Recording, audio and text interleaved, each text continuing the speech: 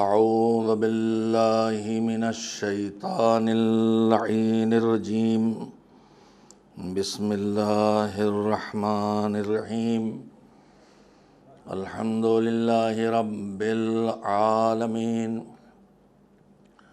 والعاقبۃ للمتقین والجنۃ للمؤمنین والنار للملحدین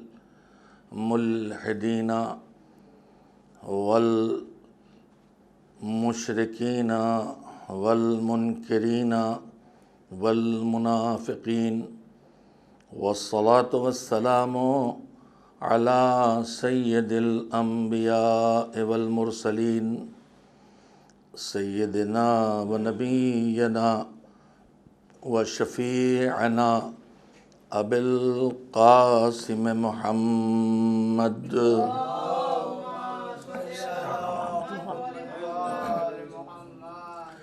و آلہ الطیبین الطاہرین المعصومین المظلومین واللعنۃ الدائمۃ الباقیۃ علی اعدائہم اجمعین من الآن الی یوم الدین اما بعد فقد قال اللہ سبحانہ وتعالی فی کتابہ المبین وہو اصدق الصادقین وقولہ الحق بسم اللہ الرحمن الرحیم وَلْتَكُن مِّنكُمْ أُمَّةٌ يَدْعُونَ إِلَى الْخَيْرِ وَيَأْمُرُونَ بِالْمَعْرُوفِ وَيَنْهَوْنَ عَنِ الْمُنكَرِ أُولَئِكَ هُمُ الْمُفْلِحُونَ صلوات بھیجیں محمد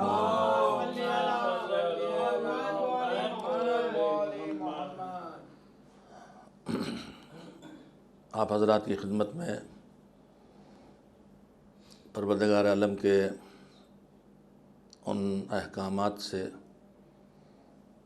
جو کسی ایک فرد سے تعلق نہیں رکھتے بلکہ پوری امت سے بلکہ پوری بشریت اور انسانیت سے جس میں خطاب کیا گیا ہے اور خاص کر کے ان سے بات کہی گئی ہے کہ جو اللہ کو مان چکے ہیں، وجود خدا کا اقرار کر چکے ہیں، توحید کے قائل ہیں اور اس بات کے قائل ہیں کہ یہ دنیا خود سے نہیں بنی ہے، اس کا کوئی بلانے والا ہے اور اس دنیا خود سے نہیں چل رہی ہے اور اس کا کوئی چلانے والا ہے اور وہ ہمارا جیسا نہیں ہے، نہ اس کے پاس جسم ہے نہ اس کے پاس باڈی ہے، اس لیے کہ اگر وہ جسم والا ہوگا تو اپنے جسم اور باڈی کا محتاج ہوگا اور جو کسی کا محتاج ہو پھر خدا نہیں ہوتا۔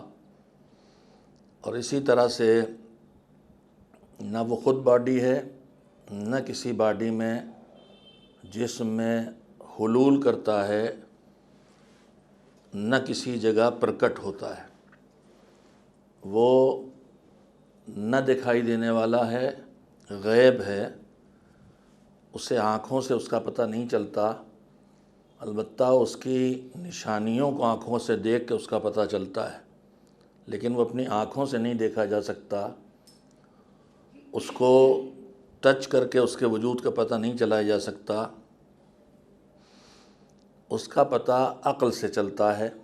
عقل ہمیں اس تک پہنچاتی ہے کہ اس پورے سسٹم کو، یونیورس کو کسی نے بنایا ہے اور جس نے اسے بنایا ہے پھر اس نے کسی کو نہیں بنایا ہے، وہ ہمیشہ سے ہے، ہمیشہ رہے گا۔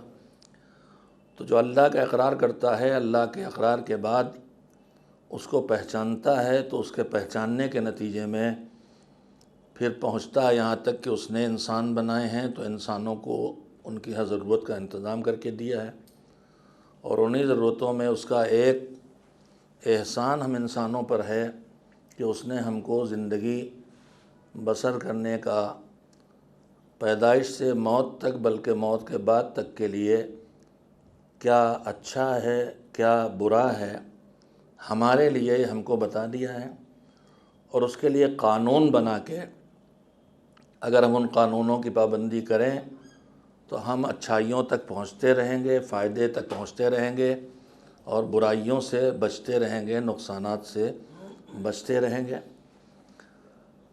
پروردگار عالم نے جو یہاں تک پہنچ جائے کہ اللہ کو مانے اور اس کے بنائے دین کو مانے، قانون کو مانے، اس کے بنائے دین کا نام اسلام ہے۔ اسلام میں چھوٹے چھوٹے جملے میں جانتا ہوں، میرے بزرگ جو میرے سامنے چند حضرات تشریف فرما ہیں یہ سب ان باتوں سے واقف ہیں، اور جو سن رہے ہیں دور وہ بھی واقف ہیں، مگر میں چھوٹے چھوٹے جملے کہہ کے اپنے ان بچوں اور جوانوں تک آسانی کے ساتھ اسلام کے پہلی منزل کو، جس کا نام ہے وجود خدا کا اقرار اور توحید تک پہنچنا، اس سے ذہنوں کو جوڑنا چاہتا ہوں۔ اللہ نے ہماری ہدایت کا انتظام کیا ہے، اس کے لیے دین بنایا ہے، دین کے قانون بنائے ہیں۔ جو اچھا تھا وہ کرانے کی راہ واجب کی شکل میں، مستحب کی شکل میں ہمارے حوالے کی ہے۔ جو ہمارے لیے خراب ہے، برا ہے، نقصان دہ ہے، اس سے ہم کو حرام اور مکروہ کر کے اس سے بچا لیا ہے۔ اب وہ کہتا ہے کہ خالی تمہارا اپنا سدھر جانا اور تمہارا اپنا ٹھیک ہو جانا اور تمہارا اپنا اچھا انسان بن جانا کافی نہیں ہے، ابھی تمہیں ایک کام اور کرنا پڑے گا۔ آپ میں جب توجہ رکھیں، وہ کہہ رہا ہے کہ تمہارا اپنا سدھر جانا، تمہارا اپنے آپ کی اصلاح کر لینا، تمہارا اپنا توحید سے قیامت تک کے عقیدوں کو اپنا لینا، اور واجبات جو فروع دین کہلاتے ہیں، نماز، روزہ، حج و زکوٰۃ، یہ سب کر لینا، اور انسانی اچھے اخلاق اپنے اندر پیدا کر لینا، جہالت سے دور ہو جانا، علم پیدا کر لینا، ظلم سے دور ہو جانا، اپنے اندر عدالت اور انصاف پیدا کر لینا، برائیوں سے دور ہو جانا، اپنے اندر نیکیاں پیدا کر لینا۔ تم اپنے اندر جتنا چاہو سدھار کر لو، جتنا چاہو اپنے کو ٹھیک کر لو، کرنا ہی ہے تمہیں، لیکن اپنے کو سدھار کے یہ سمجھ نہ لینا کہ اب تم ڈیوٹی تمہاری ختم ہو گئی اور تم سدھر گئے تو اب تمہیں اور کچھ کرنے کی ضرورت نہیں ہے۔ ایک ہے خود کو سدھارنا اور ایک ہے اپنے سدھار پہ باقی رہنا۔ سچ کو پہچاننا ایک کام ہے، سچ پہ آنا ایک کام ہے، سچ پہ باقی رہنا ایک کام ہے۔ ہمارے بھی دو مرحلے ہیں، ایک ایمان پہ آنا، ایک ایمان پہ رہنا، اور ایک ایمان پہ باقی رہ کے ایمان پہ مرنا۔ ہم اگر اپنے کو سدھار بھی لیں لیکن ہمارے ارد گرد کا ماحول بگڑا ہوا ہو تو ہم اپنی اصلاح لاکھ کر لیں، مگر ارد گرد کا ماحول ہمیں بگاڑے گا۔ ممکن ہے یہ باتیں اتنی آسانی سے دماغوں نہ بیٹھیں، تو میں کبھی چھوٹی چھوٹی مثالوں کا سہارا لیتا ہوں۔ ابھی کورونا پھیلا ہوا ہے، کورونا سے میں بچا ہوں اور میں گھر میں ہوں اور میں باہر نکلتا ہوں ماسک کا استعمال کرتا ہوں، میں اپنے ہاتھ بھی صابن سے دھوتا ہوں، ماسک بھی لگاتا ہوں، سب کچھ کرتا ہوں، لیکن جب چاروں طرف کورونا پھیلتا ہے تو پھر کہیں نہ کہیں یہ بیماری مجھے بھی لگ ہی جاتی ہے۔ لہذا خالی میرا ٹھیک ہونا کافی نہیں ہے، پورے ماحول سے کورونا کا پاک کیا جانا، کورونا سے ماحول کو صاف کرنا ضروری۔ اگر میں چاہتا ہوں کہ میں اب کورونا کا شکار نہ ہوں تو مجھے اس مہم میں شامل ہونا ہوگا کہ میں خود بھی مریض نہ بنوں اور دوسروں کو بھی مریض نہ ہونے دوں۔ وہ بچیں گے تبھی میں بچوں گا۔ میں اس سے اور آسان مثال دے دوں، گرمیوں کو موسم میں کالرا پھیلتا ہمارے یہاں، مچھر کا موسم آتا ہے تو ڈینگو آ جاتا ہے، ملیریا آ جاتا ہے۔ اگر میں اپنے گھر کو لاکھ صاف ستھرا رکھوں، بالکل جراثیم سے پاک کر لوں اور نہ مچھر پلے نہ مکھیاں آئیں، لیکن میرے گھر کے ارد گرد چاروں طرف گندگی ہی گندگی ہو، نالیاں بج بجا رہی ہوں، کوڑے کے ڈھیر لگے ہوں، کوڑا ڈمپ کیا ہوا پڑا ہو، کیچڑ ہو، نالیوں میں پانی بہہ رہا ہو، تو میں اپنے لباس کو صاف ستھرا رکھوں، اپنے گھر کو بھی صاف ستھرا رکھوں۔ اس کے باوجود یہ چاروں طرف جو گندگی ہے، اس میں پلتے جراثیم مجھے کہیں نہ کہیں سے شکار کر لیں گے۔ اسی لیے مذہب نے کہا ہے کہ اصلاح نفس کے ساتھ اصلاح معاشرہ ضروری ہے۔ تم صاف ہو جاؤ تو صاف رہ نہ پاؤ گے جب تک کہ تمہارے ارد گرد کا ماحول صاف ستھرا نہ ہو۔ اب میں آیت کا ترجمہ کروں، میں روز پڑھ رہا ہوں، اللہ کہتا ہے کہ یہ اجتماعی ڈیوٹی ہے سوسائٹی کے تمام لوگوں کی کہ تم میں سے کچھ لوگ اس کام کو کریں۔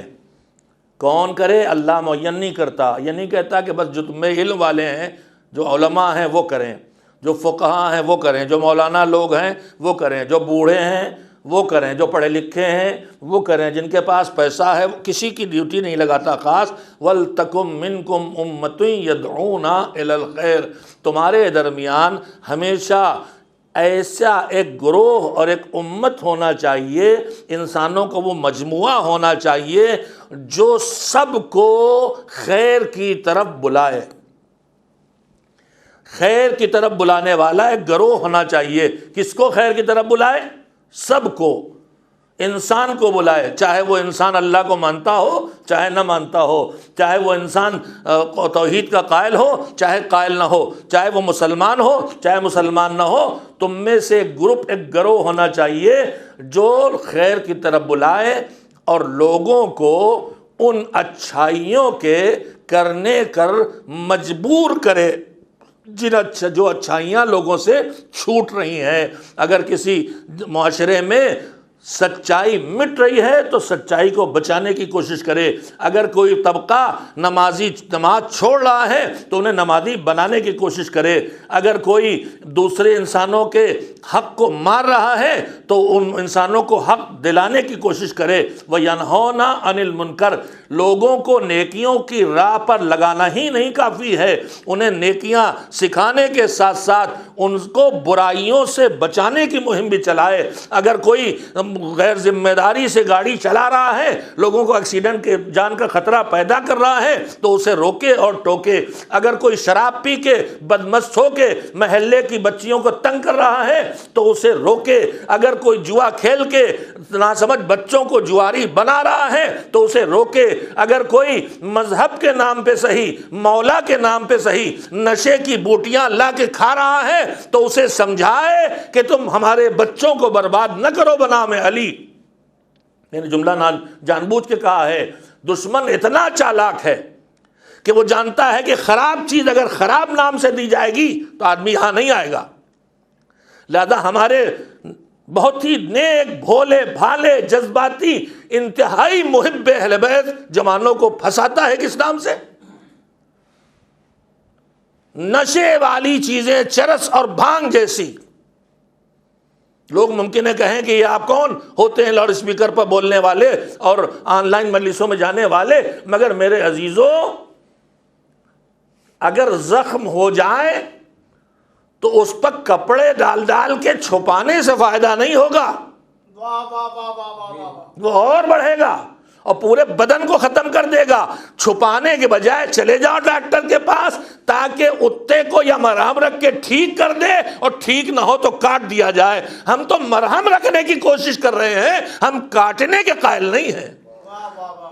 ہم اس کے قائل نہیں ہیں کہ انہیں کمیونٹی سے نکال دیا جائے۔ سب میرے بچے ہیں، میرے بھائی ہیں، ہم سب ایک دوسرے کے بھائی بہن اولاد ہیں، ماں باپ ہیں، بڑے بزرگ باپ کی جگہ، ماں کی جگہ، چھوٹے، پوری امت کا ایک رشتہ ہے، یہ علی والے ہیں۔ مگر میں کیسے چپ رہوں اگر نام علی مولا کائنات پر ماتم کے نام پر کہ اس میں طاقت آ جاتی ہے۔ میں حقائق آپ کی خدمت میں کر رہا ہوں جس کا مشاہدہ برسوں سے کر رہا ہوں، اور جو لعنت ہمارے پڑوسی ملک میں شروع ہوئی تھی برسوں پہلے اس بابا کے ذریعے جس نے ایک شیر پال رکھا تھا، اب وہ اسد اللہ کے نام پہ لوگوں کو کھینچتا تھا۔ جو جانکار ہیں وہ سمجھ جائیں گے۔ چرس اور بھانگ وہاں مذہب کا ایک حصہ بنا دیا گیا کہ اسے پیو، اب مست ہو کے ہوا کرو، مولا مولا علی علی کرو، اور اس کے بعد ماتم تگڑا کرو گے، اور اس کا نام رکھ دیا گیا علی دی بوٹی۔ علی دی بوٹی سے آپ خود ہی سمجھ جائیں گے کہ پڑوس کے کس علاقے سے یہ چیز لائی گئی ہے۔ علی دی بوٹی یعنی علی کی بوٹی۔ لعنت ہو اس پر جو کسی نشے کو علی سے منسوب کرے، اور دعا کرتا ہوں اس جوان کے لیے جو مولا کا شہدائی اور ماتم حسین کا گرویدہ ہے کہ مالک اس محب اہل بیت کو اس مصیبت میں ڈالنے والے ان باباؤں اور بادشاہوں سے نجات عنایت فرما جو ان بھولے نوجوانوں کو بہکا کے در اہل بیت سے نام علی سے دور کر رہے ہیں، نام حسین لے کے حسین سے کے پاس جانے سے روک رہے ہیں۔ اللہ ان کو راہ ہدایت عنایت فرما۔ ایک صلوات بھیجے محمد و آل محمد۔ ہمارے مذہب میں بنام مذہب بھی بڑے سے بڑے نام کے ذریعے کسی غلط کو صحیح بنانے کی کوئی گنجائش نہیں۔ ہمارے ہاں کوئی تاریخ سال بھر میں نہیں آتی کہ اس دن انسان کی اوپر جو نظام اور جو ذمہ داریاں رکھی گئی ہیں واجب اور حرام کی وہ بدل جائیں۔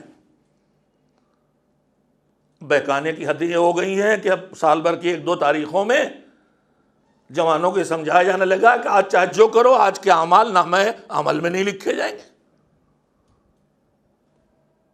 دشمن کی چالیں تھیں، اس نے ہم کو بدنام کیا تھا، وہ جھوٹ بولتا رہا صدیوں کہ یہ فلاں تاریخ ایسا کرتے، فلاں تاریخ ایسا کرتے۔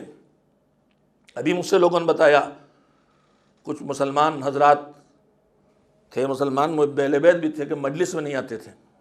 جب ان کے دوست نے بہت اصرار کیا چلو تم غلط فہمیوں کا شکار، ایسا کچھ نہیں ہے، چلو دیکھو، بمشکل آئے تو آ کے انہوں نے سب سے پہلے فرش اٹھا کے دیکھا۔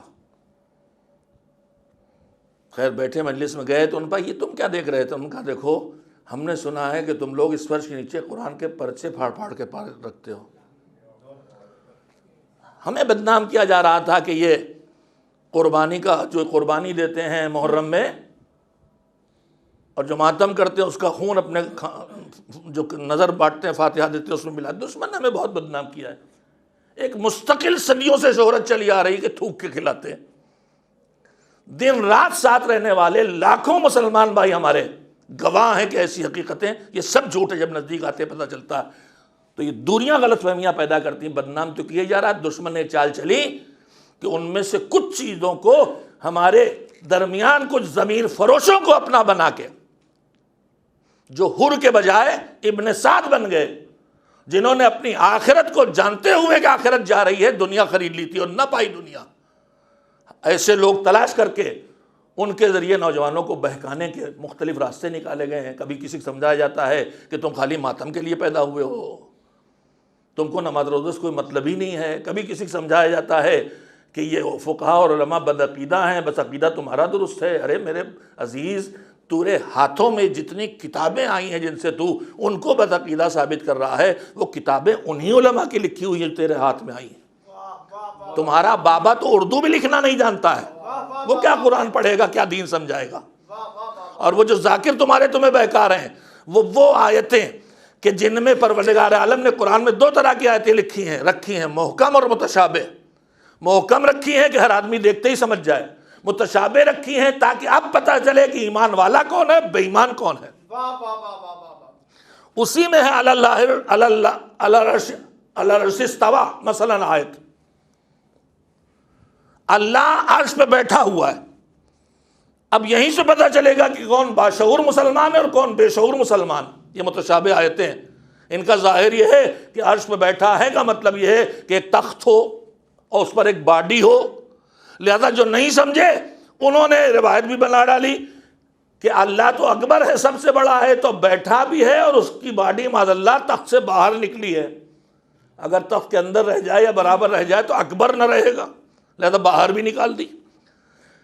لیکن جو باشعور مسلم ہے اس نے یہ بات جان لی کہ اللہ کے پاس باڈی ہو ہی نہیں سکتی، جسم ہوگا تو اللہ جسم کا محتاج ہوگا، جو محتاج ہو خدا نہیں ہوتا۔ تو پھر یہ العرش استویٰ جو لفظ آیا اللہ کے لیے، اس کا مطلب یہ تو ہو نہیں سکتا کہ کہیں بیٹھا ہے وہ، اس کا مطلب یہی ہو سکتا ہے کہ وہ با اقتدار ہے۔ مثال دے رہا ہوں، یہ ہے آیہ متشابہ۔ ایسی آیہ متشابہ ید اللہ فوق ایدیہم، اللہ کا ہاتھ ان کے ہاتھوں کے اوپر ہے۔ اب یہ متشابہ آیت ہے، ایک طرف ہے کہ اللہ کے باڈی نہیں، ہاتھ نہیں، پیر نہیں، آنکھ نہیں، کچھ نہیں، اور دوسری طرف اللہ کا ہاتھ ان کے ہاتھوں کے اوپر ہے۔ تو اب یا تو اللہ کی باڈی مانے تو یہ صریحاً عقائد جو دلیل یقینی سے ثابت ہوئے ہیں عقلی اور قرآنی دلیلوں سے کہ اللہ کے پاس جسم نہیں ہے. اللہ کا نہ جسم ہے نہ کوئی ٹھکانہ ہے. اس کے بعد بھی اس کے لیے لفظیت عین الوجہ، چہرہ، ہاتھ سب استعمال ہوئے. اس کا مطلب اس سے مراد یہ مادی ہاتھ اور مادی چہرے اور مادی آنکھیں نہیں ہیں. چہرے سے اس کا وجود کا اظہار مراد ہے، ہاتھ سے اس کا اقتدار مراد ہے. اس کی تعویلیں ہیں یہ. تو میں اس وقت ادھر نہیں جانا مجھے. قرآن میں محکم و متشابہ آیات ہیں، اور آیات میں ہے بھی کہ اسی لیے متشابہ رکھا تاکہ پتہ چلے تم میں کون ایماندار ہے، صحیح معنی لگاتا ہے، اور کون بے ایمان ہے جو ان کی غلط تفسیریں کر کے لوگوں کو بہکاتا ہے. آج ایک بڑا طبقہ انہی متشابہ آیات کو الجھا کے ان پہ مجلسیں پڑھ کے ذاکری کر کے ہمارے نوجوانوں کو بہکا رہا ہے، اور وہاں تک پہنچا دیا کہ مثلا علی رب کہنے لگے. انشاء علی، ہاں انشاءاللہ نہیں، انشاء علی. تو میں اپنے جوانوں سے کہوں گا، میرے بچوں، میری بیٹیوں، خدا کے لیے کم سے کم یہی دیکھو کہ تم کسی کو اپنا استاد بناتے ہو تو استاد جس کام کے لیے بناتے ہو اس میں وہ کیسا ہے. تم نے جسے اپنا استاد مانا، شاہو مانا ہے، وہ بہت اچھا ماتمی ہے، ہمیں کوئی انکار نہیں. بہت اچھا نوحہ پڑھتا ہے، اس میں کوئی انکار نہیں. حسین پہ بہت کریا کرتا ہے، بہت اچھی بات ہے. بڑا رنجیدہ و غمگین رہتا ہے، اچھی بات. بہت جوش سے نعرے لگاتا ہے، بڑی اچھی بات. لیکن وہ ان چیزوں میں ہنرمند ہے. تمہیں جو اس وقت سیکھنا ہے وہ ہے عقائد، تمہیں جو پڑھنا ہے وہ ہے تفسیر. تو پھر قرآن کی تفسیر پڑھنے کے لیے اور عقائد سیکھنے کے لیے تم ڈاکٹر کے پاس تو نہیں جاؤ گے، تم انجینئر کے پاس تو نہیں جاؤ گے، تم پہلوان کے پاس تو نہیں جاؤ گے. تو پھر تم خالی اس لیے کہ بہت عزادار ہے اس سے دین سیکھنے چلے جاؤ. عزادار سے دین نہیں سیکھا جائے گا. جو دین کو ٹھیک سے سیکھے گا وہ سچا عزادار بنے گا. تمہیں دین سیکھنا ہے تو دین جن کے پاس ہے، علم جن کے پاس ہے، جو باب مدینۃ العلم کے دروازے سے وابستہ ہو کے علم لے کے آئے ہیں، اور جنہوں نے عصر غیبت سے آج تک دین تمہارے نسلوں تک پہنچا دیا ہے، ان کتابوں کے ذریعے دین سیکھنا ہے تو ان علماء سے سیکھو. دین سیکھنا ہے تو ان ٹھکانوں سے سیکھو جہاں سے دین اور علم بٹ رہا ہے. وہ ٹھکانہ نجف ہے، وہ ٹھکانہ تمہارا گاؤں یا تمہاری بستی یا تمہارا علاقہ نہیں ہے. وہ ٹھکانہ نجف ہے، وہ ٹھکانہ قم ہے. ایک صلوات بھیجیں محمد و آل محمد.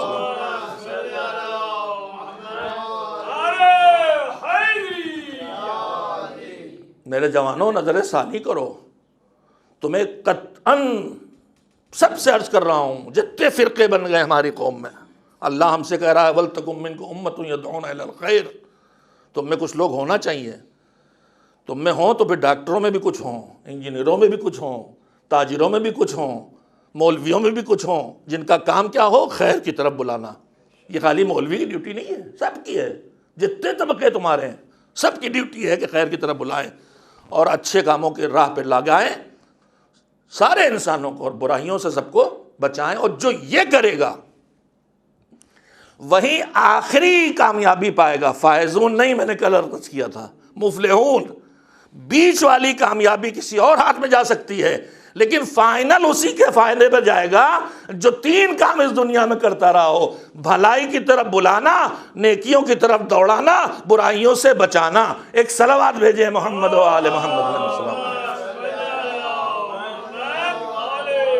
جب تک چاہے آپ مجھے مقصر کہیں، میں نادانی میں آپ کو گالی کہوں، آپ مجھے مولائی کہیں نہ کہیں، میں آپ کو مولائی کو کچھ بھی جو جب جی چاہے ایک دوسرے کے لیے استعمال کر لو. ملنگ کہہ لو، مولائی کہہ لو، گالی کہہ لو، مخصر کہہ لو، مقصر کہہ لو، جو جی چاہے کہہ لو.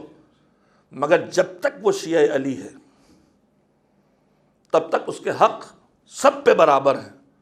وہ غالی ہے تب بھی اس پہ میرا حق ہے، اور میں مقصر ہوں تب بھی میرا حق اس پہ. اور ان حقوق میں یہ ہے کہ میں ایک دوسرے کے سے بول چال نہیں بند کر سکتا. ان حقوق میں ہے کہ ایک دوسرے سے سلام دعا نہیں بند کر سکتا. ان حقوق میں ہے کہ ایک دوسرے کے آمد و رفت نہیں چھوڑ سکتا، مقاطعہ نہیں کر سکتا، ترک تعلق نہیں کر سکتا. ترک تعلق صرف ایک مرحلے میں ہے، اور وہ مرحلہ ہے نہی عن المنکر کا، کہ جب خدا نخواستہ کوئی کسی گناہ کا شکار ہے، اسے سمجھایا نہیں مانتا، اسے ٹوکا نہیں مانتا، اسے ڈانٹا نہیں مانتا، اثر نہیں کرتا، تو اب اس سے بڑا قدم میں اٹھاؤں کہ میں ذرا روٹھ جاؤں تاکہ یہ میرا پرانا ساتھی دوست احباب عزیز رشتہ دار ہے، میرے روٹھنے سے سدھر جائے گا تو یہ بھی ترک تعلق بھی کر لوں تاکہ سدھر جائے۔ مگر یہ ترک تعلق سدھارنے کے لیے ہوگا، اس کو ترک تعلق رشتے توڑ دینے اور بند کرنے کے لیے نہیں ہوگا، یہ حرام ہے۔ 3 دن سے زیادہ مومن سے رشتے توڑ کے کوئی عبادت قبول ہونے والی نہیں، اور مومن کا دشمنی دل میں رکھ کے، کینہ مومن کا دل میں رکھ کے اللہ نماز روزہ مجلس ماتم کچھ قبول کرنے والا نہیں۔ تو میں یہ عرض کرنا چاہتا ہوں کہ جتنے فرقے دشمن ہمارے درمیان بنا رہا ہے، ہمارے نوجوانوں کے بھولے پن سے، ہمارے کچھ مخلص دیندار جو جذباتی دیندار ہیں ان کے یک طرفہ معلومات سے، ہم سب ایک دوسرے کو چھوڑ نہیں سکتے۔ میں نے یہیں شاید انہی مجالس میں کہیں کسی دن یہ روایت سنائی تھی، اس وقت پھر ضرورت ہے کہ اس موضوع پہ دوبارہ دوہرا دوں۔ ہم جتنے اس وقت شیعہ ہیں، غلامان حیدر کرار ہیں، پھر امت اسلامی ہے، پھر انسان ہیں، نہ سارے انسان برابر، نہ سارے مسلمان برابر، نہ سارے شیعہ برابر۔ میں نے کہا تھا کہ میں اور آپ دونوں کیا برابر ہوں گے؟ کائے میں، ایمان میں، تقوی میں، عمل میں، کردار میں، اخلاق میں۔ میں اور آپ کیا برابر ہوں گے؟ میری زندگی کے 2 لمحے برابر نہیں۔ کس لمحے میرا تقوی نیچے چلا گیا، فسق اوپر آ گیا، کس لمحے میرا ایمان مضبوط ہو گیا، شک نیچے چلا گیا۔ ہر لمحے میرا ایمان، میرا تقوی، میری عدالت، میری اچھائی، میری برائیاں یوں ہو رہی ہیں جیسے دل کی دھڑکن ہوتی ہے، میری، آپ کی، سب کی۔ تو میرے 2 لمحے برابر نہیں، 2 دن برابر نہیں، تو ہم اور آپ کہاں سے برابر ہوں گے؟ کہ جو عقیدہ آپ کا بالکل سیم وہی میرا۔ وہ جیسے مقابلے میں جب ہوائی جہاز اڑائے جاتے ہیں، 26 جنوری 15 کا ساتھ ہم ٹی وی پہ نہیں بیٹھے تھے، محرم تھا، اور نئے مناظر دیکھتے ہیں، تو جیسے برابر سے جہاز اڑتے ہیں، ایسے خود ایک انسان 2 لمحے ایسے برابر نہیں دکھائے گا۔ 2 برابر کہاں ہوں گے؟ کبھی کوئی یہ ایمان میں اونچا چلا گیا، وہ عدالت میں اونچا چلا گیا، وہ اخلاق میں اونچا چلا گیا، وہ تقوی میں اونچا چلا گیا، یہ نیچا ہو گیا عدالت میں، وہ اونچا ہو گیا تقوی بھی، ہوتا رہے گا۔ اب ہم سے کچھ اونچے کچھ نیچے، تو ہم کیا کریں؟ اونچے والے کو کھینچ کے نیچے لے آئیں؟ یہ تو ہم فوراً کرتے ہیں، بجائے اس کے کہ ہم اونچے ہو جائیں اسے کھینچ کے نیچے لاتے ہیں۔ مذہب کہتا ہے الٹا کرتے ہو، اونچے والے کو نیچے کھینچ کے نہ لاؤ، نیچے والے کو کھینچ کے اونچا کر لو۔ اور میں یہ ثبوت دیتا ہوں معصوم کے سیرت سے جو میں عرض کر چکا ہوں یہاں۔ چھٹے امام حضرت جعفر صادق علیہ السلام کی خدمت میں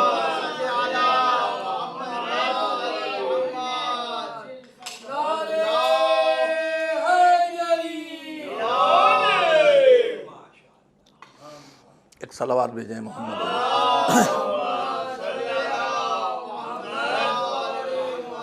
کچھ اصحاب بیٹھے باتیں کر رہے تھے آپس میں، کچھ ایسی باتیں ہو رہی تھی، وہ لوگ ایسے ہیں اور وہ ہمارے نہیں، ایسے نہیں، اور ہم اس لائق نہیں،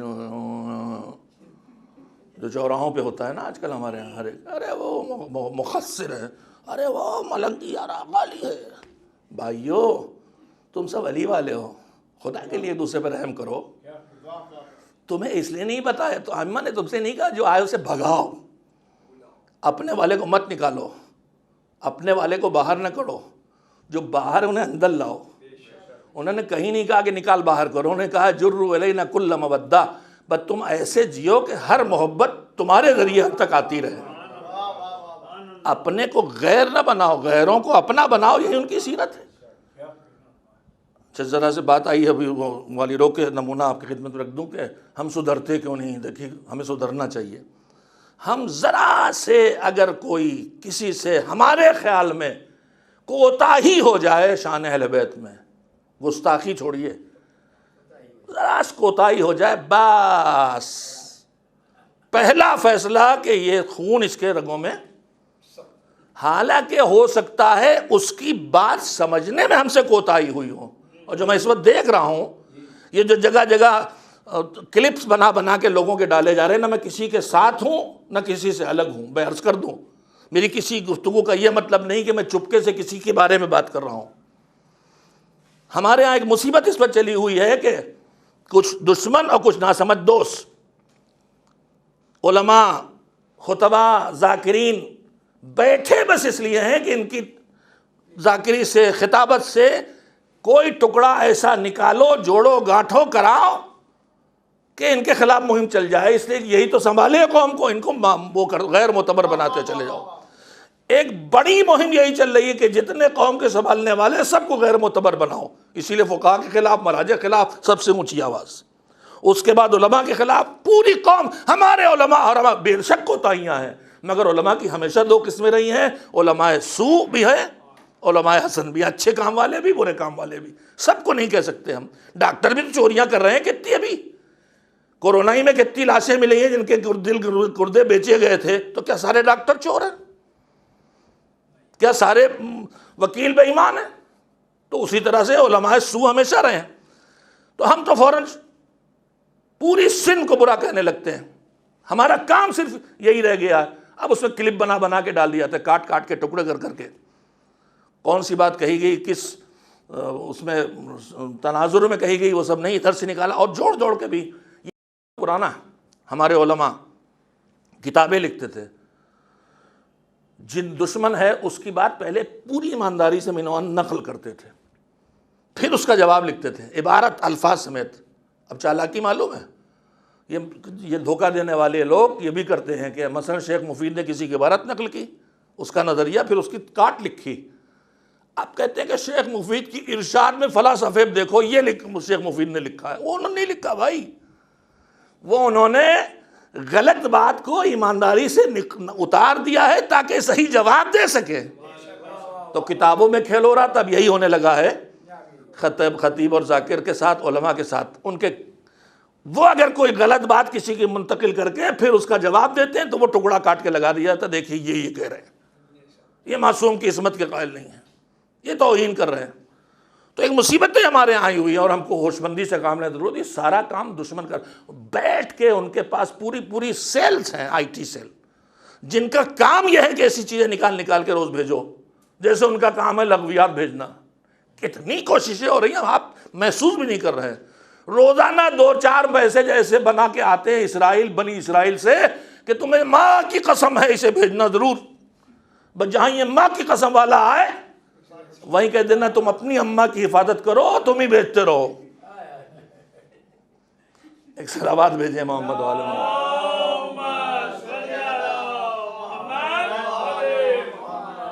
دیکھتا کون کہاں سے ٹوٹے گا. تمہیں اتنے ہزار اس کو مل گئے بھیجا تو، اور اتنا بڑا گھر جل گیا نہیں بھیجا تھا. کچھ اس سے ٹوٹیں گے، بیوقوفیاں کریں گے، کچھ ماں کی قسم سے پگھل جائیں گے، بھیج دیں گے.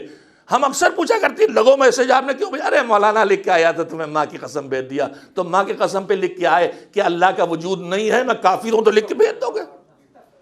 ابے دیکھو نا بھائی، خدا کے لیے کیا فارورڈ کر رہے ہو؟ جادو، تعویذ، ٹونے، ارے اتنے بہکاوے کے راستے. انہیں میں ایک کلپ سازی چل رہی، کاٹ کے جوڑو، کتابوں کے ٹکڑے بھی، تحریروں کے ٹکڑے بھی، تقریروں کے ٹکڑے بھی. اور ہم سے سمجھ نہیں. ابھی ہمارے معلومات پہلے صرف ریڈیو ٹی وی پر تھے، اخباروں پہ تھے. اب اس وقت کی آخری صورتحال یہ ہے کہ جو یوٹیوب پر، فیس بک پر، واٹس ایپ پر بے ایمان لوگ ٹکڑے بنا کے ڈال رہے ہیں، ہم انہی پہ بھروسہ کر کے چوراہوں پہ کھڑے ہو کے تبصرے کر رہے ہیں، علماء پہ، فقہاء پہ، سیاست مداروں پہ، دین کے ذمہ داروں پہ. اور یہ دشمن کی مہم ہے کہ جتنے ان کے سنبھالنے والے ہیں سب کو بے اعتبار بنا دو. مرجع تقلید سے لے کے ولی فقیہ سے لے کے مسجد کے پیش نماز تک، سب کو جو بھی کہیں تھوڑا سنبھالتا ہے، سدھارتا ہے، ٹوکتا روکتا ہے، اسے بنا دو ان کی نگاہ میں غیر معتبر، تاکہ اب اس کے بعد یہ ہو اور شیطان ہو ان کے ساتھ کھیلے. تو ذرا سے ہمارے ہاں کسی کو کوئی مل گیا، او بس جناب 2 کام شروع ہو جائیں گے. ایک تو فوراً اس کے حسب و نسب کا. ارے کسی مومن کے خلاف اس طرح کی بات کہنا کہ وہ حلال زادہ نہیں ہے. سنو گے معصومین کا مزاج اس سلسلے میں؟ ہمارے اشعار میں بھرا پڑا ہے. میزان معصوم کا شہید مطہری رحمۃ اللہ علیہ، جو خود بیچارے مظلوم ہیں. کچھ جاہل ایسے جاہل ہیں جو ایسے علماء کو بھی ان کی باتیں سمجھنے کی ان میں صلاحیت نہیں اور ان کو بھی گالیاں دیتے. کسی نے بہکا دیا کہ انہوں نے یہ لکھا. ارے انہوں نے لکھا نہیں بھائی, انہوں نے ساری باطل چیزوں کو نقل کر کے ان کے خلاف اس کا حق کا جواب دیا ہے, اور یہ باطلوں کو پیش کر کے مطہری کو بدنام کر رہے ہیں. ہمارے علماء کے ساتھ بہت بدسلوکی, مظلوم ترین لوگوں میں مطہری میں. خیر, انہوں نے لکھا ہے واقعہ کہ امام صادق علیہ السلام کے ساتھ ایک شخص ہمیشہ ساتھ دکھائی دیتا تھا, بہت ہر وقت ساتھ رہتا تھا, مسجد میں, بازار میں, جہاں امام جاتے تھے وہاں, مدرسے میں, جہاں امام جاتے تھے وہاں جاتا تھا ہمیشہ. لیکن پھر کچھ دنوں کے بعد کبھی ساتھ نہیں دکھائی دیا. تم پوچھا ہوا کیا؟ سنیں آپ, اور میرے جوان خاص کر کے سنیں, وہ شعراء سنیں, وہ خطبہ سنیں جو خالی نعرے لگوانے کے لیے کسی بھی مومن کو حرام زادہ بنا دیتے. میں لفظ ممبر سے کہنے مجبور ہوں, بہت ہو گیا ہے, حد سے زیادہ ہو گئی. ہمیں جرت کیسے ہوتی ہے؟ ہم کبھی سوچتے ہیں کہ ہم کہہ رہے ہیں تو ایک مومنہ پہ الزام لگا رہے ہیں. کتنا ہی بدتر انسان ہو آپ, اس کے لیے نہیں کہہ سکتے. ابھی جو ہمارے درمیان ایک ناسور پیدا ہوا جو قرآن کا منکر ہے, اس کو بھی لوگوں نے اس لقب سے نواز دیا. ارے بھائی, اس کی ماں مومنہ ہے, اس ناسور کی ماں نے, اس کے بھائیوں نے, سب نے کہا کہ یہ ہمارا نہیں ہے, یہ دین کا منکر ہے, ہم سے اس سے کوئی مطلب نہیں. ان کا بیان آیا, اس بیان سے پہلے ہی فوراً فتویٰ جاری کیا حرامزادہ ہے, اور اس میں میری سن بھی شامل ہو جاتی ہے. اللہ ہم سب کو شعور دے. ہم کسی مومن کو جب تک یقین نہ ہو, 80 کوڑے کاہے کے ہیں, 80 کوڑے بدکاری کے بھی ہیں اور 80 کوڑے بدکاری کا الزام لگانے کے بھی ہیں. کسی کو حرامزادہ کہنا ہے مطلب بدکاری کا الزام آپ ایک مومنہ پہ لگا رہے ہیں کہ نہیں, معاذ اللہ معاذ اللہ. امام کے ساتھ ایک آدمی تھا, ہر وقت ساتھ پہ نہیں دکھائی دیا گا. کیا ہوا کیا؟ کہ ہوا یہ کہ ایک دن امام کے ساتھ چل رہا تھا, اس کا کوئی غلام پیچھے تھا, اس نے اپنے غلام کو آواز دی, اس نے نہیں سنا, ایک دو بار پکارا, نہیں سنا, تو اس کو غصہ آ گیا, اور اس نے ایک مرتبہ کہا یبن الفاعلہ, اے بدکار عورت کے بیٹے. امام نے مڑ کے کہا کیا کہا تم نے؟ تو وہ شرمندہ ہوا تھوڑا, اس نے کہا مولا, لیکن بات اپنی غلطی مانی نہیں, مان جاتا تو امام معاف کر دیتے. کہ میں نے جو اس کو کہا ہے حضور, وہ سرکار وہ مسلمان نہیں ہے, کہ جو اسلام کو بدنام کیا جاتا ہے, جو بدنام کرتے ہیں وہ بھی سن لیں, میری آواز انشاءاللہ غیر مسلموں تک بھی جا رہی, وہ بھی سن لیں کہ ہمارا اسلام ہم سے کیا کہتا ہے. کہ وہ مسلمان نہیں تو کیا مطلب؟ وہ مسلمان نہیں تو کسی مذہب کو مانتا ہے, کسی ریلیجن کو مانتا ہے, کسی دھرم کو مانتا ہے.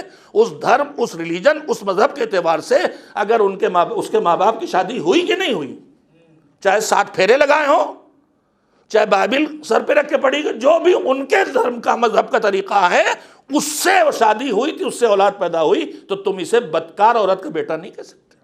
اس نے بدکاری نہیں کی. اور ہمارے امام نے کہا ہٹ جا میرے پاس سے, جو ایسا ہو میرے ساتھ رہنے لائق نہیں ہے. پھر کبھی وہ انسان امام کے ساتھ دکھائی نہیں دیا. میرے عزیزو سوچو ذرا ٹھہر کے. تم جوش میں آ کے جس کو چاہو فوراً شعر میں, خطابت میں, واٹس ایپ پر, زبانوں پر, چوراہوں پر کہہ دیتے ہو. خدا کے لیے سوچو, زمانے کا امام اس پہ راضی ہے؟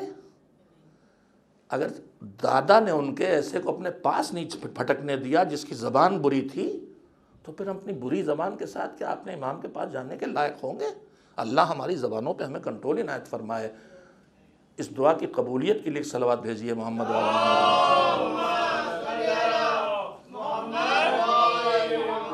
میں عرض کر رہا تھا, ہمیں لوگوں کو کھدیڑنے کے لیے, بھگانے کے لیے, کرنٹ مار کے نکالنے کے لیے, وہ کرنٹ چاہے ان کے بڑوں کو برا بھلا کہہ کے لگا رہے ہوں, چاہے وہ کرم ان کے بزرگوں کے اوپر لعنتیں کر کے لگا رہے ہوں, معصومین اس سے راضی نہیں ہیں. میں پورے اطمینان کے ساتھ یہ بات کہہ رہا ہوں, ہمارے اس طرز عمل سے معصومین راضی نہیں ہیں.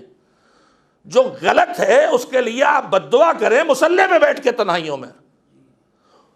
یہ شور مچانا دوسروں کے بزرگوں کے لیے اللہ اس کی اجازت نہیں دیتا. کتنی مرتبہ آیتیں سنائی جائیں, اللہ کہتا ہے تم ان کے خداؤں کو برا بھلا نہ کہو جو پتھر کے ہیں, کچھ نہیں ہے, ان کو بھی برا بھلا نہ کہو ورنہ جہالت بھی تمہیں برا بھلا کہیں گے.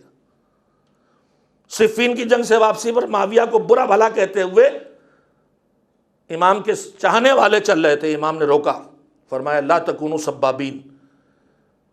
سباب بہت گالیاں بکنے والا, فرمایا لا تکونوا سبابین, ہمارے پورے علاقے میں کچھ اس طرح کے لفظ مبالغے کے آتے ہیں، گلیٹ فیڈٹ کہتے ہیں کہ بہت گلیارہ ہے، بہت گالی بکتا ہے۔ مت بنو، گالی بکنے والے مت بنو، وہ غلط ہیں، انہیں گالی نہ دو، خالی اتنا کرو کہ انہوں نے جو برائیاں کی ہیں، جو غلطیاں کی ہیں، ان کو لوگوں کے سامنے اجاگر کر کے بیان کر دو۔ تو دونوں میں فرق ہے، حقائق بیان کرنا اور چیز ہے، بد زبانی کرنا اور چیز ہے۔ امام اور معصومین نے درباروں میں بھی حقائق بیان کیے ہیں، لیکن تہذیب کے دائرے میں رہ کے کیے ہیں، بد زبانی کے ذریعے حقائق بیان نہیں کیے ہیں۔ یہ ہم نے اس تمیز کو کھو دیا ہے، حقائق بیان کریں لیکن تہذیب کے دائرے میں رہ کے بیان کریں۔ جناب قمبر مولا علی کے ساتھ ساتھ چل رہے تھے، کسی نے کوئی بہودہ بات کہی، جناب قمبر پلٹے کہ کچھ اسی کے لہجے میں جواب دیں، کہا رک رک رک رک، وہ بگڑا ہے تو تم نہ بگڑو، وہ بگڑ گیا تم بھی خراب کر لو گے اپنی زبان، ہم میری زبان میں، تم نہ بگڑو، چپ رہو۔ جاہل کا سب سے بڑا جواب خاموشی۔ ایک صلوات بھیجیں محمد و آل محمد۔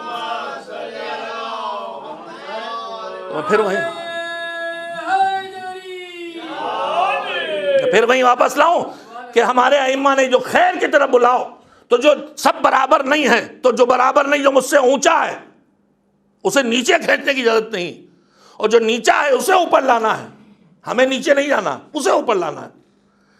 لیکن ہم الٹا کرتے ہیں، جو اونچا ہے اسے کھینچ کے نیچے لانا چاہتے ہیں، اور جو نیچا ہے اسے نظر انداز، بھاگو، تمہارے لیول کے نہیں ہو، نہ لیول پہ لانا ہے۔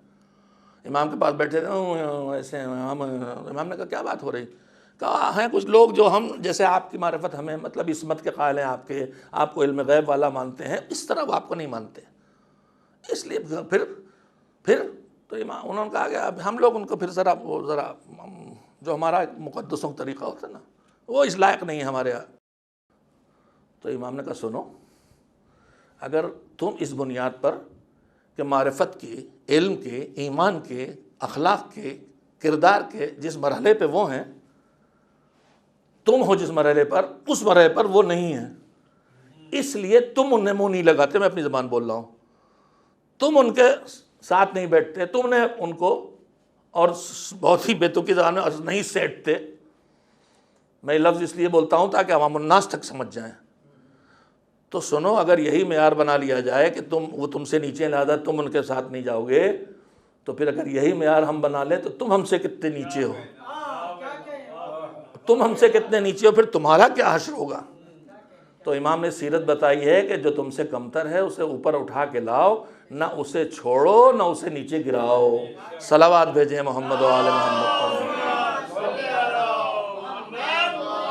وَلْتَكُمْ مِنْكُمْ أُمَّةٌ يَدْعُونَ إِلَى الْخَيْرِ، ایسے لوگ ہونا چاہیے جو ہمیشہ خیر کی طرف لوگوں کو بلاتے رہیں اور خیر کی طرف لوگوں کو دعوت دیتے رہیں، اور نہیں برائیوں سے روکتے رہیں، اور اچھائیوں کے حکم دے کے اچھائیاں پھیلاتے رہیں۔ میں نے عرض کیا کہ جب تک یہ ڈیوٹی نہ کی جائے گی کہ ماحول کے اندر پیدا ہونے والی خرابیوں کو کنٹرول کیا جائے اور ماحول کے اندر مٹ جانے والی نیکیوں کو پھر سے پھیلایا جائے، اس وقت تک خود اپنے کو سدھار لینے سے بھی بات بننے والی نہیں ہے۔ لہذا پورے معاشرے کو اس مہم میں شامل ہونا چاہیے کہ ہر آدمی خیر کی طرف دعوت دینے والا بن جائے۔ اور دعوت دینے والا کیسے بنے؟ بس آخری جملہ آج کی وقت کی گنجائش کو دیکھتے ہوئے کہ ہم سدھار لاؤ کی مہم میں چلیں۔ کیوں چلیں؟ اس لیے کہ محرم ہے، اور محرم کیوں آیا ہے؟ اس لیے کہ حسین نے قربانی دی تھی۔ حسین نے قربانی کیوں دی تھی؟ اس لیے کہ وہ سدھار لانا چاہتے تھے۔ تو جب حسین کربلا گئے تھے سدھار لانے کے لیے امت میں، تو پھر ہمارا محرم بھی آئے تو سدھار لائے، میری ذات میں بھی سدھار آئے، میرے گھر میں بھی سدھار آئے، میرے بچوں میں بھی سدھار آئے، میری سوچ میں بھی سدھار آئے، میرے اخلاق میں بھی سدھار آئے، میرے کردار میں بھی سدھار آئے، میرے ماحول میں بھی سدھار آئے، میرے محلے میں بھی سدھار آئے، میرے شہر میں بھی سدھار آئے، میری قوم میں بھی سدھار آئے۔ تو حسین زندہ باد۔ اگر سدھار آیا تو حسین زندہ باد، اور حسینیت زندہ باد، اور یزید مردہ آباد، اور یزیدیت مردہ آباد۔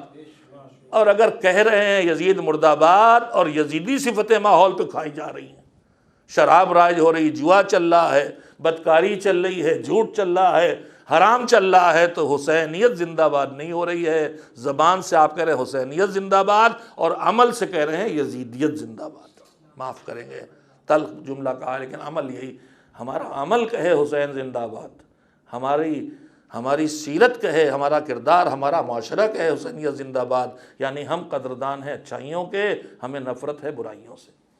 حسین نکلے تھے اصلاح کے لیے، لہذا اس مہینے، ان مہینوں کو، ایام اضحیٰ کو اس کام کو کرنا چاہیے۔ اگر کوئی خوبی کچی تھی تو اسے پکا کر لیں، اگر کسی برائی کی طرف توجہ ہو گئی تھی بہت تو اسے اسی زمانے میں نکالا جا سکتا ہے۔ اور ہمارے بزرگوں نے، جیسے اللہ نے رمضان میں بہت سی حلال چیزوں کو حرام کر دیا تھا، اسی طرح سے ان اضحیٰ کے دنوں میں ہمارے بزرگوں نے حسین کے غم میں شرکت اور مواسات کے طور پر نعمتیں کچھ اپنے اوپر بند کر لی تھیں تاکہ کچھ ہم کربلا والوں جیسی کیفیت اپنے اندر پیدا کر لیں۔ کھانا نصیب ہے پھر بھی نہ کھائیں، مثلا مزے کا نہ کھائیں، آرام سے نہ لیٹے، وہ تپتے ریت پہ لیٹے تھے، ہم آرام کے بستر پر نہ لیٹے۔ جو مذہب نے کچھ نہیں کہا تھا، یہ ان کے جذبات تھے کہ وہ کیفیت اپنے اندر پیدا کریں تاکہ ہمارے اندر صلاحیتیں پیدا ہو جائیں اچھائیوں کو قبول کرنے کی اور برائیوں سے بچنے کی طاقت ہمارے اندر پیدا ہو جائے، جو ان کی جو کیفیت تھی وہ ہمارے اندر منتقل ہو جائے۔ بس یہ مہم ہمیں اور آپ کو اس مہینوں میں، ان دنوں میں چلائے رکھنا ہے کہ خیر معاشرے پہ چھاتا چلا جائے اور شر سے معاشرے کو بچایا جائے۔ پوری دنیا جنگ احزاب کی شکل میں اس وقت یزیدی لشکر کو لے کے آپ کے پیچھے پڑی ہے۔ عزاداری کو روکنا ایک کام ہے، کل میں کوشش کروں گا اس پہلو پہ گفتگو کر سکوں۔ عزاداری کو تلوار، تیر، قانون، پولیس، تھانہ، جھگڑا، لڑائی، قتل و غارت، بمباری سے روکنا ایک کام ہے، لیکن اس سے خطرناک کام یہ ہو رہا ہے کہ جو شیطان کرتا ہے، یہ بھی شیاطین ہیں، کہ ایک تو ہے نماز پڑھنے ہی نہ دو، ایک پڑھنے دو مگر ایسی کہ جو کسی کام کی نہ ہو۔ ہم نماز نہ پڑھنے والوں میں نہیں جاتے، لیکن نماز پڑھ کے بھی ایسی ہو کہ کسی کام کی نہ ہو۔ غصبی لباس میں پڑھ لے، خمس نکالے بغیر پڑھ لے، گھر میں قبضہ کر لیا ہے، بھائی کا حق نہیں دیا، بہن کا حق نہیں دیا، نماز پڑھنا ہے تو ایسی پڑھنا ہے جو کسی کام کی نہیں۔ ویسے اس کوشش میں ہے کہ عزاداری کو بھی اسی طرح سے مسخ کر دیا جائے۔ یہ سمجھیں عزاداری ہے لیکن عزاداری نہ ہو۔ اس میں 2-3 سازشیں دشمن کی ہیں جو کل انشاءاللہ کوشش کروں گا آپ کی خدمت میں عرض کر سکوں۔ صرف اشارہ کر رہا ہوں کہ دشمن نے جس طرح قرآن کے ساتھ دشمنی کی تھی اور کوشش کی تھی کہ قرآن کو بدل دے، لیکن اللہ کی خصوصی انتظام کی وجہ سے قرآن کی کو بدل نہ سکا، لفظوں میں کوئی ہیرا پھیری نہ کر سکا، جسے کہتے ہیں تحریف لفظی۔ اللہ نے ضمانت لی، نہ بدل سکا۔ عزاداری کو مٹانے کی دشمن نے صدیوں میں کوشش کی، مجلس کرو گے مار ڈالیں گے، امام باڑے میں آؤ گے بم سے اڑا دیں گے، لیکن یہ الہی ضمانت ہے کہ عزاداری کو دشمن مٹا نہ سکا، نہ سکے گا، کبھی نہیں مٹا سکے گا، مطمئن رہیے، کبھی نہیں مٹنے والا۔ وعدہ ہے اللہ کا، پیشن گوئی ہے پیغمبر کی، نہیں مٹے گا۔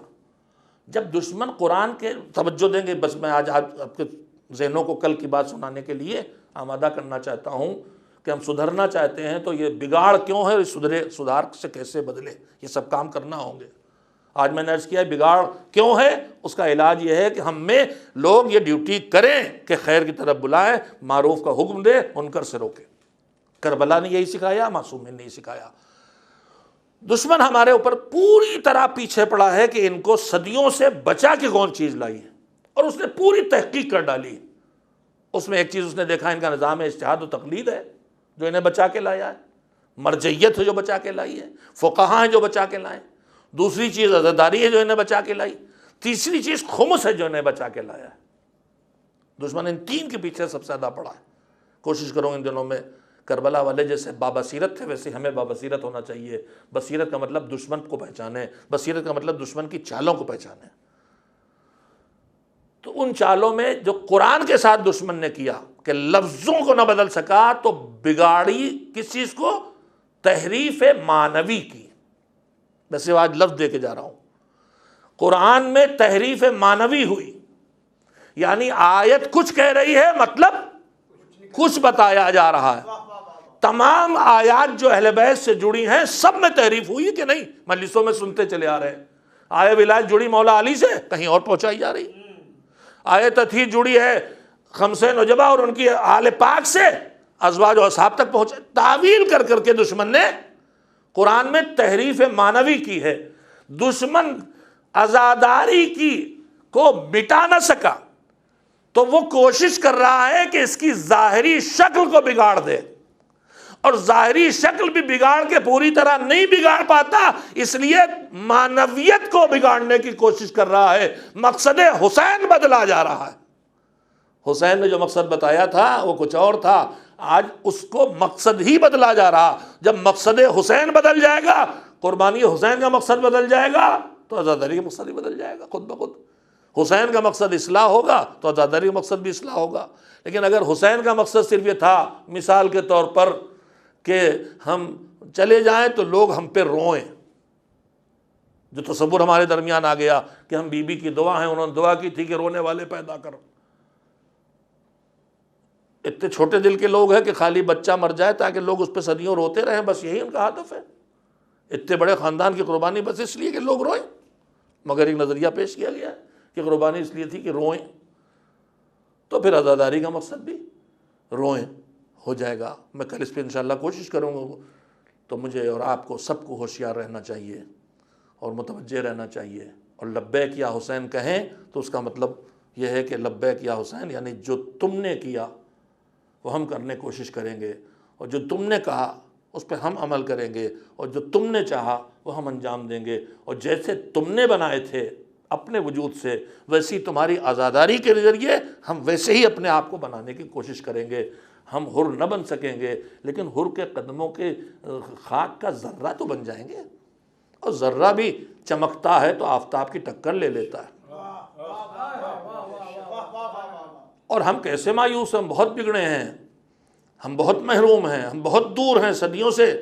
ہم نے اپنے ہادی اور راہبر کو نہیں دیکھا، نسلیں گزر گئیں پردے غیب میں اس کے، مگر وہ پردے غیب میں رہ کے ہمیں بچاتا ہوا تو لایا ہے۔ ہمارا دل مطمئن ہے یہ دیکھ کے کہ جب تک منزل ظہور میں تھی امامت تو ہماری تعداد بہت چھوٹی سی تھی، اس پردہ غیب کے محافظ نے ہمیں اس طرح بچایا ہے کہ آج ہم پوری دنیا میں ماشاءاللہ پھیل گئے ہیں، کروڑوں میں پہنچ گئے ہیں، تو ہمیں کوئی احساس کمتری نہیں ہے۔ بس ہم جاگیں، چونکیں، اور جو کربلا میں دکھائی دیا ہے وہ ہمارے اندر عملی وجود پیدا کر لے۔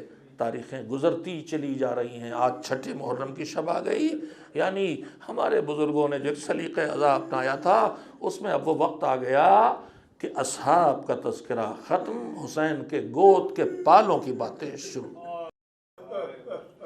مجھے نہیں معلوم کہ 6 محرم کو ہمارے علاقے میں لکھنؤ میں اور اودھ میں اور تقریباً پورے ہندوستان میں 6 محرم کو حضرت علی اصغر علیہ السلام کا جھولا اٹھایا جاتا ہے، اور ابھی انٹرنیشنل لیول پر بھی 6 محرم کو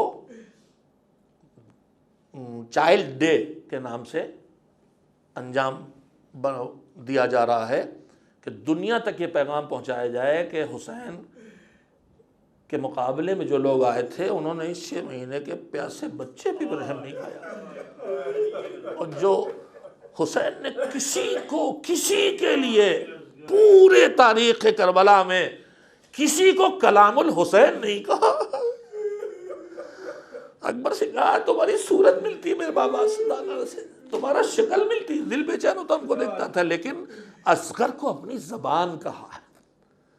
آفرین ان پر جنہوں نے چائلڈ ڈے بنایا ہے 6 کو، ہماری مائیں 6 تاریخ بچوں کو اصغر کی طرح سجا کے نکل سکیں تو عوام کو بتا دیں، نہ نکل سکے تو میڈیا پہ ڈال دیں، اس لیے کہ یہ کسی کے لیے نہیں کہا حسین نے، جس کو کہا ہے کہ میرے بچے تم تے حجت خدا کے فرزند ہو، ذرا میری بات ان تک پہنچا دو، ذرا میری بات ان تک پہنچا دو۔ کوئی نہیں تھا جو حسین کی بات پہنچانے کے لائق، حسین اسے کہتے، اپنی بات خود کہتے رہے تھے، لیکن یہاں کہا تھا کہ میری بات ان تک پہنچا دو، اور دشمن جس سچائی کے اقرار کرے اس سے بڑا کوئی نہیں ہوتا۔ ہرملا سے ابن سعد نے اصغر کو مارنے اور شہید کرنے کے لیے جو جملہ کہا، یہ نہیں کہا تھا کہ اس کے گلے پہ تیر مار دو، کہا تھا اقطع کلام الحسین، حسین کی بات کو روک دو۔ تو اصغر حسین کا کلام ہے جس نے زبان سوکھے ہونٹوں پہ پھیر کے کچھ کہے بغیر وہ کربلا کا پیغام پہنچا دیا جو کوئی اور شہید نہیں پہنچا سکتا۔ اصغر کی کچھ خصوصیتیں ہیں، پوری کربلا میں دیکھ ڈالیے، کسی کے لیے حسین نے کچھ مانگا نہیں ہے، مگر یہ کمزور اور معصوم بچہ اتنا پیاسا تھا کہ حسین اس کے لیے ان ظالموں کے سامنے پانی مانگنے گئے۔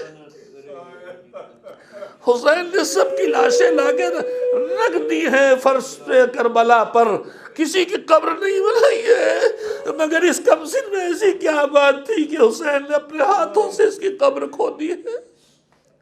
حسین کسی کو لے کے خود مقتل تک نہیں گئے ہیں، مگر اس بچے کو لے کے خود مقتل تک گئے ہیں۔ میرے عزیزو، عصر عاشور جب حسین نے آواز بلند کی، حل من ناصر ینصرنا حل من مغیث یغیثنا، ایک مرتبہ کوہرام برپا ہو گیا خیموں میں، بے چین گریے کی صدائیں سن کے حسین آئے کہ میرا دیکھ کے مجھے کچھ تسلی ہو جائے، اس لیے کہ حسین کے علاوہ کوئی بچے ہی نہیں ہے۔ اب تک تسلی تھی، عباس سامنے تھے، اکبر سامنے تھے، کوئی تسلی نہیں، ایک بچہ ہے تو بے ہوشی کے بستر میں پڑا ہے، کوئی تسلی نہیں۔ حسین آئے کہ مجھے دیکھ کے شاید کچھ تسلی ہو جائے، خیمے میں آئے، کیا بات ہے، کیوں ابھی تو حسین زندہ ہے؟ کہا بھیا، سب نے جب سے کہا میری مدد کا آواز کر، جھولے سے بے ہوش پڑے تھے، گرا دیا، کسی گود میں رکتے نہیں۔ حسین سمجھ گئے، اللہ مجھے دو، لے کے چلے، لے گئے، پانی مانگا۔ سنیے بس یہی پہ میں اس وقت مجلس ختم کروں گا، بعد میں مسائب اگلے۔ حسین نے کلمہ کہا ہے کہ دیکھو ظالموں لے کے آئے، ابا ہٹائی، بچے کو 6 مہینے کا بچہ گود میں لیا، دھوپ، کربلا کی دھوپ ہاتھوں پہ لے کے تپتی دھوپ میں سامنے کیا، اسے دیکھو، اس کے پیاس سے حالت دیکھو، تم مجھے قصوروار قرار دے رہے، اس کی کیا خطا ہے؟ اس کے بعد کہا کہ یہ ایک عربی کا لفظ استعمال کیا ہے کہ پیاس سے اس کی کیفیت یہ یتلظا۔ سنو ذرا اس لفظ کا مطلب سنو، حسین نے جو اصغر کی کیفیت بیان کی اس کو سنو۔ میں نے بھی آج ہی یہ پڑھا، اس سے پہلے میں نے روایت میں اس طرح توجہ نہیں دی تھی۔ مچھلی کو جب پانی سے نکالتے ہیں تو مچھلی کے بدن میں پوری طاقت ہوتی ہے، زمین پر سوکھی زمین پہ وہ اچھلتی ہے، تڑپتی ہے، لیکن دھیرے دھیرے جیسے اس کے بدن کی طاقت ختم ہوتی جاتی ہے، اس کی تڑپ کم ہوتی جاتی ہے۔ تم نے دیکھا ہوگا جب تڑپنا بند کر دیتی ہے تو آنکھیں بھی بند ہو جاتی، لیکن اس کے دہن تھوڑا یوں حرکت کرتا رہتا ہے۔ یتلذا کا مطلب یہ تھا کہ اصغر اتنا پیاسا ہے اب تڑپ نہیں سکتا، آنکھیں بنے بس ہونٹوں کو کھولتا ہے اور بند کرتا ہے۔ ارے ایک بار ارملا نے کہا کلام حسین، اس نے کہا باپ کو ماروں گے بیٹے کو،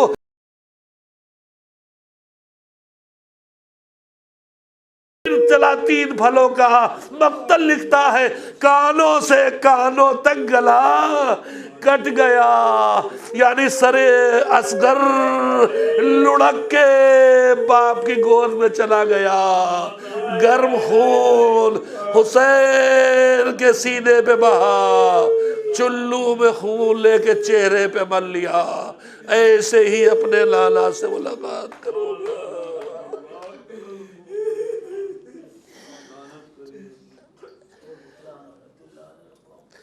اللہ لعنت اللہ علی القوم الظالمین۔ ماتم حسین، یا حسین